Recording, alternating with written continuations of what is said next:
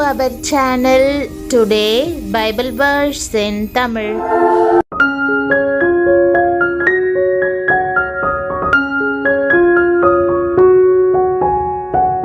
இன்றைய வசனம் சங்கீதம் 94:19. கிறிஸ்துவுக்குள் பிரியமானவர்களே, நம்முடைய ஆண்டவரும் இரட்சகருமான இயேசு கிறிஸ்துவின் வல்லமையுள்ள நாமத்தில் உங்களை வாழ்த்துகிறேன். இன்றைக்கு தேவன் நம்மோடு இருக்கிறார் என்பதற்கேற்ப இம்மானுவேலாக அவர் நம்முடன் கூட இருக்கிறார். அவர் தூரத்து உறவாக அல்ல, அன்பான சிநேகிதராக, உங்களுக்கு சமீபமானவராக உங்களுடன் கூட நடப்பதற்கு விரும்புகிறார். என் உள்ளத்தில் விசாரங்கள் பெருகுகையில் உம்முடைய ஆறுதல்கள் என் ஆத்துமாவை தேற்றுகிறது என்ற தமது வசனத்தின் மூலம் அவர் பெரிய சத்தியம் ஒன்றை நமக்கு போதிக்க விரும்புகிறார். தேவனுடைய குணாதிசயத்தை இந்த வசனம் எவ்வளவு அழகாக காட்டுகிறது. அவர் நம்முடைய வெளிப்புற தோற்றத்தையோ வெற்றி புன்னகையையோ பார்ப்பதில்லை. அவர் நம் ஆத்துமாவின் ஆழத்தை பார்க்கிறார். நாம் சுமக்கும் ஒவ்வொரு பாரத்தையும், மறைத்து வைத்திருக்கும் எல்லா பயத்தையும் காண்கிறார். நம்முடைய உள்ளங்கள் துக்கத்தினாலும் கலக்கத்தினாலும் பாரம் கொள்வதை அவர் விரும்புவதில்லை. நம்மை தூக்கி எடுக்கும்படியாக, நமக்கு ஆறுதல் செய்யும்படியாக, நம்மை தேற்றும்படியாக அவர் நம்முடன் இருக்கிறார். ஆறுதல் என்ற வார்த்தை இரக்கம் பாராட்டுவதை, தேற்றுவதை, திடப்படுத்துவதை குறிக்கிறது.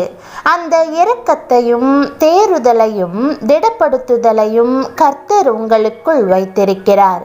கர்த்தரால் எப்போதும் தேற்றப்பட்ட தாவீது கர்த்தரை நன்றியோடு நோக்கி பார்த்து, என் உள்ளத்தில் விசாரங்கள் பெருகுகையில் உம்முடைய ஆறுதல்கள் என் ஆத்துமாவை தேற்றுகிறது என்று சொல்லி மகிழ்ச்சி அடைந்தார்.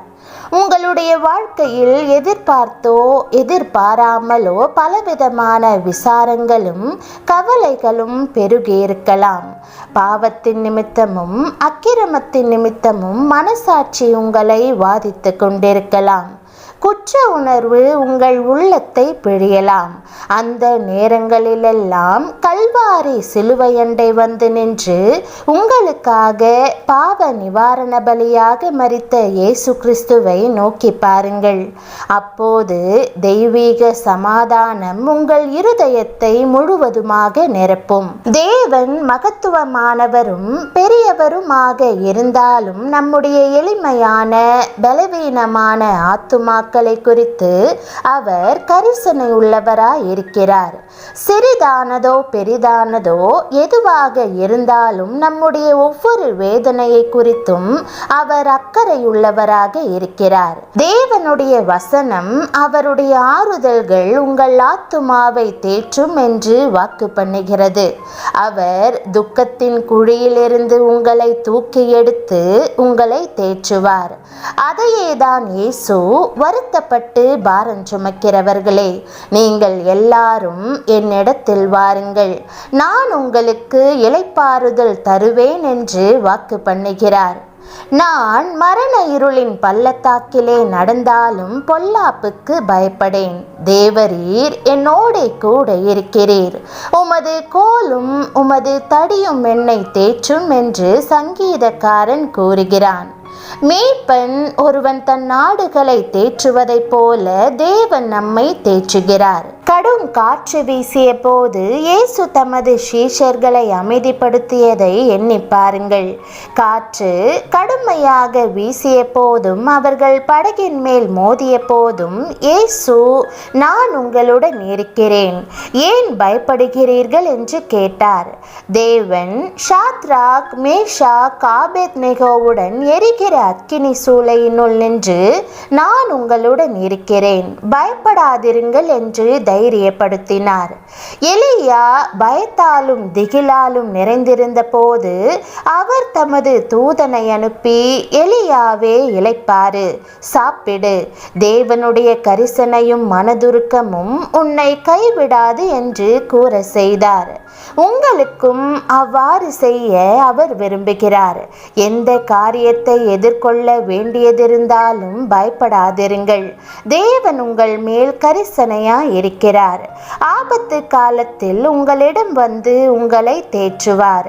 உங்கள் பாடுகள் எவ்வளவு அதிகமாக இருக்கிறதோ அவ்வளவு அதிகமாய் அவருடைய ஆறுதல்கள் பெருகும். பாடுகளின் மத்தியில் நீங்கள் அவரை காண்பீர்கள். சில காலம் நீங்கள் உபத்திரவத்தை அனுபவித்தாலும் திடன் கொள்ளுங்கள். உங்கள் துக்கம் சந்தோஷமாக மாறும். தேவன் தாமே உங்களுக்கு ஆறுதலாக விளங்குவார்.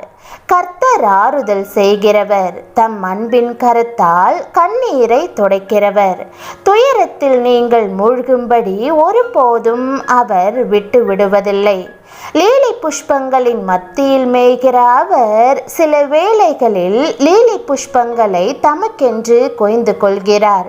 அது உங்களுக்கு வேதனை அல்ல, ஏனெனில் லீலி புஷ்பம் மேன்மையான இடத்திற்கே சென்றிருக்கிறது. அதே நேரத்தில் அவரது ஆறுதலின் கரம் உங்களை தேற்றி அரவணைத்துக் கொள்ளுகிறது. அப்போஸ்தலனாகிய பவுல் சொல்லுகிறார், தேவனால் எங்களுக்கு அருளப்படுகிற ஆறுதலினாலே எந்த உபத்திரவத்திலாகிலும் அகப்படுகிறவர்களுக்கு நாங்கள் ஆறுதல் செய்ய திராணியுள்ளவர்களாகும்படி எங்களுக்கு வரும் சகல உபத்திரவங்களிலேயும் அவரே எங்களுக்கு ஆறுதல் செய்கிறவர். அவர் உங்களை ஆறுதல் படுத்துவதுடன் நீங்கள் மற்றவர்களை ஆறுதல் படுத்தும்படி உங்களை தகுதிப்படுத்தவும் செய்கிறார். அதிகமாக உபத்திரவத்தின் பாதைகளிலே வழிநடந்து வந்த பக்தர்களின் ஆலோசனைகளைத்தான் பாடுகளின் பாதைகளிலே நடந்து வரும் மற்ற விசுவாசிகளை அதிகமாக தேற்றக்கூடியவை.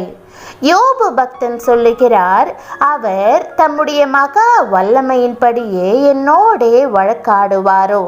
அவர் அப்படி செய்யாமல் என் மேல் தயை வைப்பார். பிரியமானவர்களே, தாங்க முடியாத வேதனைகள் உங்கள் வாழ்க்கையை சூழ்ந்து கொள்ளும் போது ஆறுதல் பெற மனிதர்களிடம் ஓடாதேயுங்கள். உங்களுக்கு ஒத்தாசை வரும் பர்வதங்களையே நோக்கி பாருங்கள். வானத்தையும் பூமியையும் உண்டாக்கின கர்த்தரிடத்திலிருந்து எனக்கு ஒத்தாசை வரும். துயர நேரங்களில் தான் இயேசு கிறிஸ்துவின் இனிமையான அன்பின் பிரசன்னத்தை அதிகமாக உணர முடியும். அவர் ஆறுதலின் தேவன் அல்லவா? அவர் தன் பொற்கரத்தால் உங்கள் கண்ணீர் யாவையும் துடைத்தருளுவார். ஜெபம். அன்பின் ஆண்டவரே, உம்முடைய அன்பையும் ஆறுதலையும் குறித்த அருமையான வாக்குதத்தத்திற்காக உம்மை ஸ்தோத்தரிக்கிறேன். இப்போதும் உம்முடைய கரிசனைக்காக ஜெபிக்கிறேன். உம்முடைய ஆறுதலின் பிரசன்னம் என்னை சூழ்ந்து கொள்ள வேண்டும் என்று வாஞ்சிக்கிறேன். உம்முடைய ஆறுதல்கள் என் உள்ளத்தை தேற்றுவதாக. தாய் தன் குழந்தையை நேசிப்பது போல என்னை நேசித்தருளும். இப்போதும் எனக்கு உதவி செய்வதற்கும் என்னை தேற்றுவதற்கும் யாருமில்லை. நீர் மாத்திரமே எனக்கு சமாதானத்தின் ஊற்றாகவும் எனக்கு அடைக்கலமாகவும் இருக்கிறீர். உம்முடைய அன்பின் கரங்களால் என்னை அரவணைத்துக் கொள்ளும். நீரே கீலேயாத்தின் தைலமாய் இருக்கிறீர். என்னுடைய காயங்களை ஆற்றி என் உடைந்த உள்ளத்தை குணப்படுத்த உம்மால் மாத்திரமே கூடும். உம்முடைய ஆறுதல் என்மேல் நதியாக பாய்ந்து எல்லா கவலையையும் பயத்தையும் கழுவுவதாக. ஆண்டவரே, என் விசுவாசத்தை வர்த்திக்க பண்ணும். என் வாழ்வில் உம்முடைய அதிசயங்களை செய்யும் வல்லமை கிரியை செய்ய வேண்டும் என்று இயேசுவின் நாமத்தில் ஜெபிக்கிறேன் நல்ல பிதாவே, ஆமென். தேவனுடைய நாமம் மகிமைப்படுவதாக. ஆமென்.